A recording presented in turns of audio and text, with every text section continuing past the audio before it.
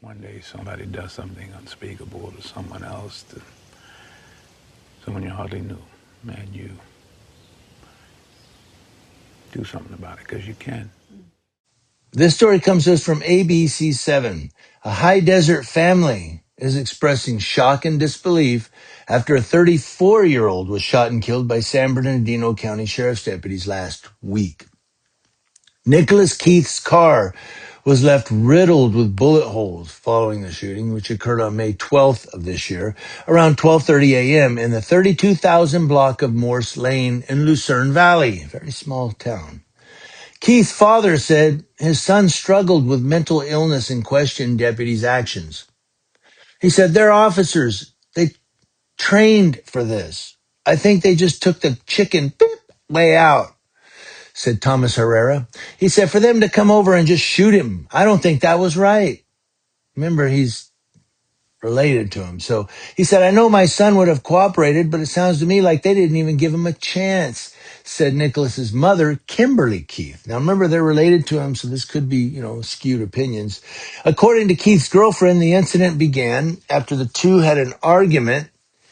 She said she called police seeking help, not expecting it to escalate. Well, you called the cops. What do you expect? She said he wouldn't leave, so I told him, "I'll call the cops if you don't leave." And he snatched my phone from me and took off. So I went and grabbed somebody else's phone and called the non-emergency line to get him help. She said that shortly after deputies arrived, Keith returned in his car. She described an attempt by a deputy to remove him from the vehicle. Said it looked like he tried to reach for the door, maybe to open it. And that's when he reversed again. And he couldn't go any farther because there were pallets of stuff right there. The San Bernardino County Sheriff's Department said deputies were trying to detain Keith when he reversed his vehicle and struck one of them. Deputies attempted to detain Keith, a 34-year-old resident of Lucerne Valley, after he arrived at the location in a vehicle, read a Sheriff's Department press release, if you believe their press releases. It said as deputies attempted to detain him, I'm having trouble reading here, Keith reversed his vehicle and accelerated, striking a deputy. Two deputies discharged their firearms, and Keith was pronounced deceased at the scene.